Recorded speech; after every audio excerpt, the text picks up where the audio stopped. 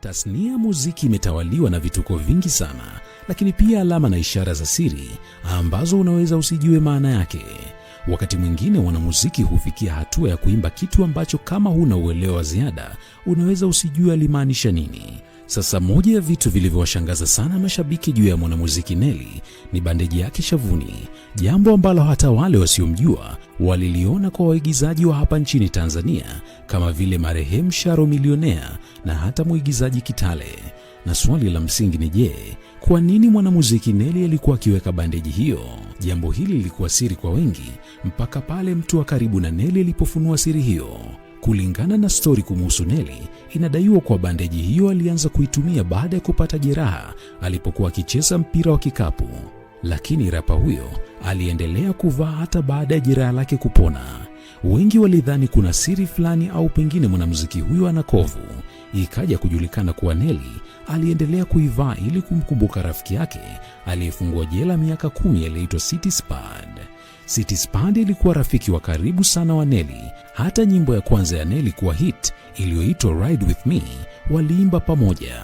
Lakini rafiki yake huyu alikuja kuingia mikononi mwa polisi na hatimaye kwenda jela miaka 10 kwa madai ya wizi wa kutumia silaha.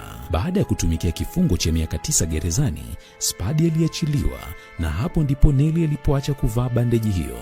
Wimbo walioshirikiana Nelly na City Spud uligeuka kuwa wimbo maarufu, lakini City Spud hakufaidi umaarufu huo kwani wakati wote alikuwa jela. Nelly aliamini kwamba Spud ingawa yuko gerezani wakati huo hakuwa na hatia, na ili kuthibitisha hilo alikuwa akivaa bandeji hiyo kwa ajili ya rafiki yake. Kwenye moja ya mahojiano Nelly aliwahi kunukuliwa akisema, "Najua akiniona kwenye TV na kuniona nimevaa bandeji hii, anajua nimevaa kwa ajili yake."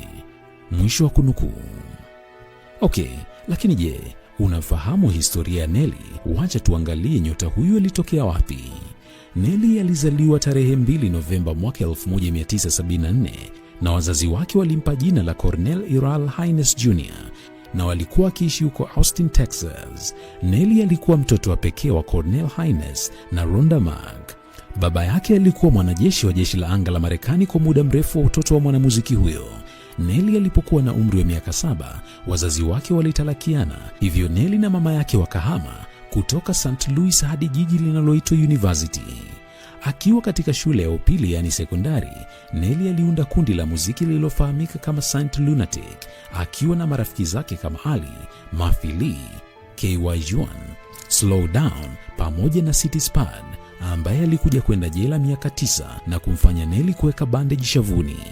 Kundi hili lilipata umaarufu kidogo baada ya kutoa wimbo wao wa Gimme What You Got uliotoka mwaka 96.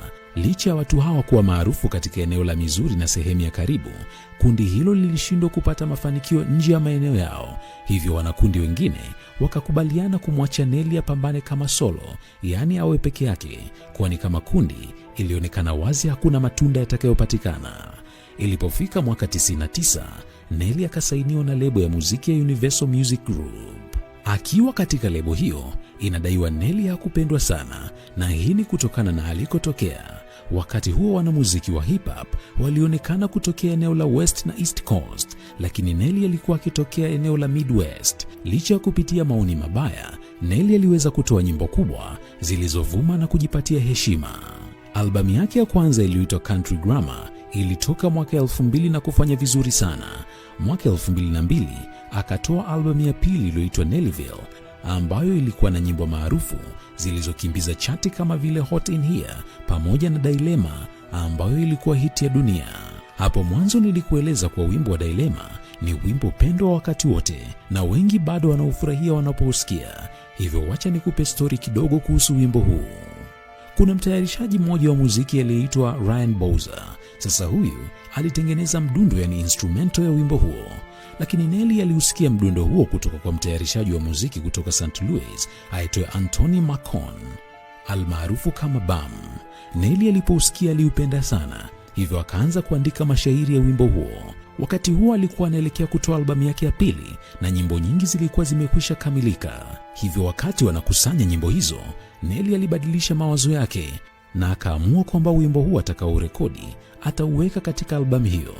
Wakati akiwa tayari amekwishaandika mashairi ya wimbo huo, Nelly aliporudi studio mara ya pili, akabadilisha mawazo na kuamua kumshirikisha mwanamuziki wa kike katika wimbo huo.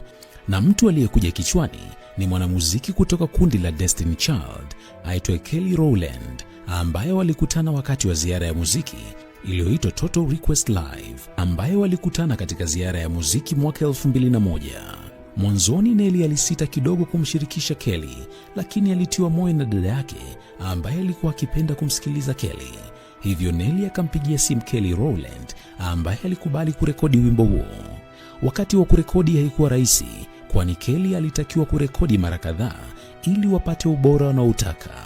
Baada ya siku chache za kurekodi, wimbo ukakamilika, na ulipotoka, Nelly alikuja kuweka kwenye albamu yake ya Nellyville, japokuwa haikuwa plani yake ya awali.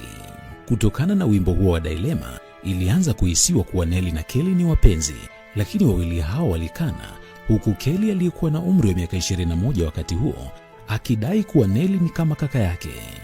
Mwaka 2017, Nelly alikamatwa kwa tuhuma za kubaka.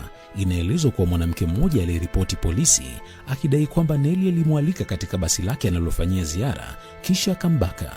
Nelly alikamatwa na kupelekwa polisi, lakini aliachiliwa bila kufunguliwa mashtaka. Baadaye polisi walifuta madai hayo baada ya kudai mwanamke aliyeenda kushtaki hajaleta ushirikiano. Baadaye Nelly akamfungulia kesi mwanamke huyo kwa kuchafuliwa jina lake. Kesi hiyo pia ilifutwa baada ya Nelly na mtuhumiwa wake kusuluhisha mambo yao nje ya mahakama.